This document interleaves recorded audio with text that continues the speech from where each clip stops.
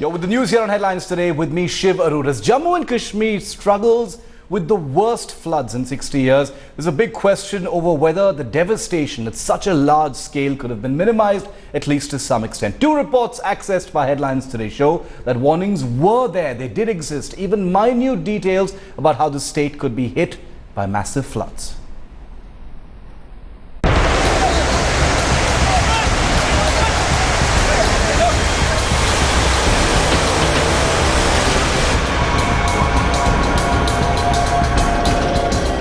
Nature's fury unleashed on Jammu and Kashmir. Hundreds dead, thousands rendered homeless. Pictures of complete devastation.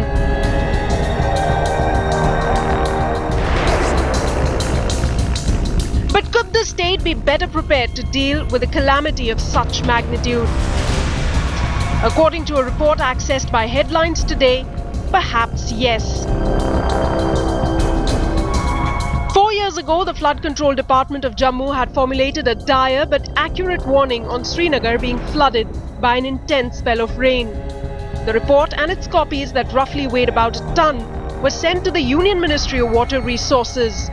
But in terms of action, none was taken. Another study available with the Union Ministry of Environment and Forest carried out by the GIS laboratory, J&K State Remote Sensing Centre, it says more than 50% of the water bodies in Srinagar have been lost during the last century. The scientists used satellite imagery to study shrinking of lakes between 1911 and 2004. मुझे लगता है कि ये disaster जो है ये बहुत बड़ा है और कहीं ना कहीं कोई कोताही हो सकती है इंक्रोचमेंट की या वाटर बॉडी की, लेकिन ये बहुत बड़ा एक कुदरत की तरफ से एक कहर है. The Centre for Science and Environment said the government was just absolving itself of the responsibility. पूरा डल के नीचे का जो इलाका था, जहां से पानी निकलता था, निकास का पानी जो निकलने की जगह थी, उसके ऊपर आबादी बन गई है. तो अगर यहाँ बाढ़ नहीं आएगी तो क्या आएगी? Enough warnings were issued since 2010 only to be casually ignored. The Flood Control Department did forward the report to the then Union Minister for Water Resources, Harish Rawat. What's more, the J&K agency study was handed over to the Ministry of Environment and Forest, which said in no unclear terms that the state stands exposed to the threat of flood. Proof enough that had the government taken note, today, Jammu and Kashmir would have been better prepared to battle the deluge. The worst in 6 decades.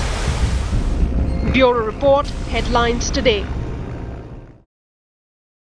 Well, 6 days on, over 96,000 people rescued. The true extent of damage in Jammu and Kashmir now slowly emerging. Our reporters on the ground get you stories of courage, tragedy and hope.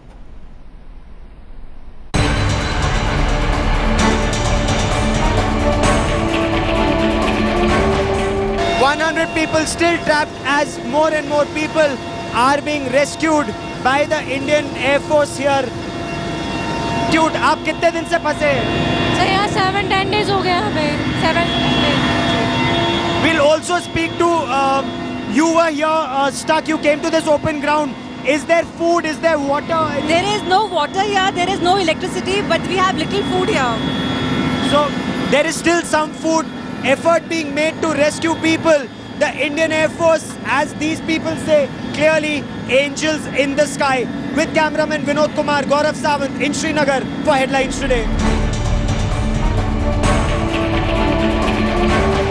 The army is putting all its efforts to get people rescued, and if they can't be rescued, try and send relief materials, drop food packets. That was the cheetah chopper. We are sitting in a cheetah copter that specially operates at the Siachen Glacier.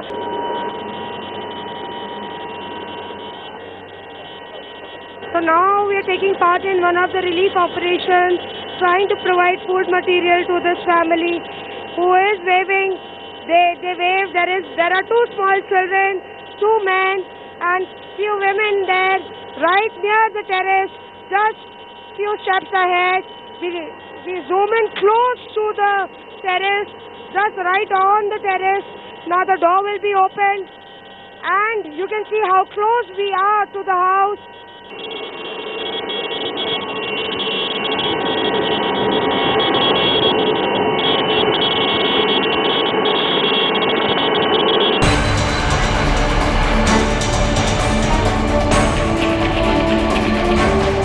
There was no communication. I tried a lot and just by God's grace, I got a few seconds call from my father who told me that our house is destroyed and most probably he will not survive. So since now I wanted to see my parents in any form, alive or dead. So I got myself down on a cable and I went down and I couldn't see them. But then the neighbors pointed out to an adjacent building where they were, and there were also other people trapped over there. So with the helicopter, I went over there. I forced my way into the building by swinging on the cable and breaking open a window, getting inside. I gave supplies. I found all of them okay, but a little shaken up. I gave them food, water. I reassured them and told them that help is on the way. So there were a lot of ladies over there. There were a couple of old gentlemen who were in a bad way. So thereafter I got a boat, got everybody evacuated. Once they were in safety, now my aim was to come over here and tell the authorities what is the extent of the damage over there. So towards that end, I started a 25 kilometer long trek. I was running, I was swimming, almost till I came to the Air Force station.